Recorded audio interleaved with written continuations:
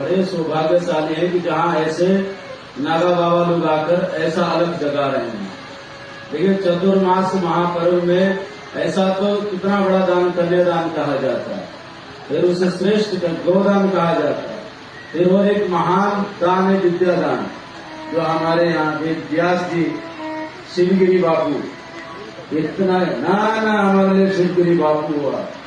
आप इतना सुंदर आपका वक्तव्य मैंने सुना, मैं आपको सुना, और जो शैली आप व्यक्त आप करते हैं वो हृदय के अंदर प्रवेश करता है।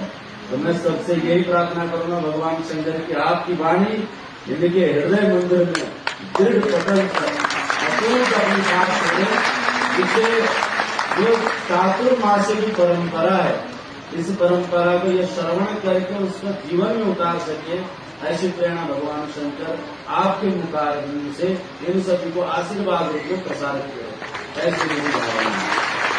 देखिए, ये चातुर्मास्य महापर्व जितने भी आप लोग यहाँ बैठे हैं, इस महापर्व में एक सन्यासी किसी स्थान पर बैठा, ऐसा स्कंद पुराण में आया है कि इस चातुर्मास्य के अंतर्गत में हमारे द्वारा जो सबसे प्रिय वस्तु हमारी होती है, उसका जब हम त्याग करते हैं तो वो हमें अनंत गुना हमें दोबारा वापस प्राप्त होती है। इस कालखंड में किसी एक स्थान पर रह के और सेवा भाव से तत्पर रहना चाहिए। ये स्थान हमें यहाँ दिखा रहा है, यहाँ किस तरह की सेवाएं चल रही है। एक तरफ से देवताओं को हस्त पुष्ट किया जा रहा है, जहाँ मंत्रोच्चारण हो रहा है, स्थान की उत्थान के आहुतियां दी जा रही है, कैसे इस स्थान को और जागृत किया जा सकता है।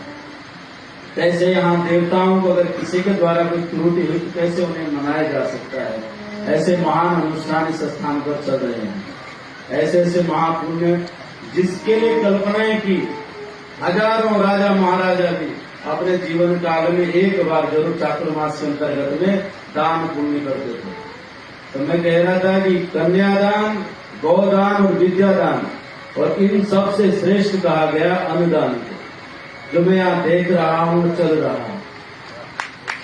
और अन्नदान का निषेध भी नहीं है कि कोई दिन में करो कि रात को न करो, वो तो 24 घंटे कर सकते। और ऐसे अन्नदान में न जाने किस किस प्रकार के प्राणी उसको पा रहे हैं। मनुष्य तो पा ही रहे, मनुष्यों के बाद भी पशु पक्षी इत्यादि जिनके मुख में भी हो जा रहा है, वो सब जो है धन्य हो रहे, क्योंकि ये प्रसाद है। प्रसाद जो हमारे जीवन को पार लगाता है, वो न तीर्थ करने के, ये जीता जागता तीर्थ है। तीर्थ कौन हुआ? जो हमें पार लगाता है। ये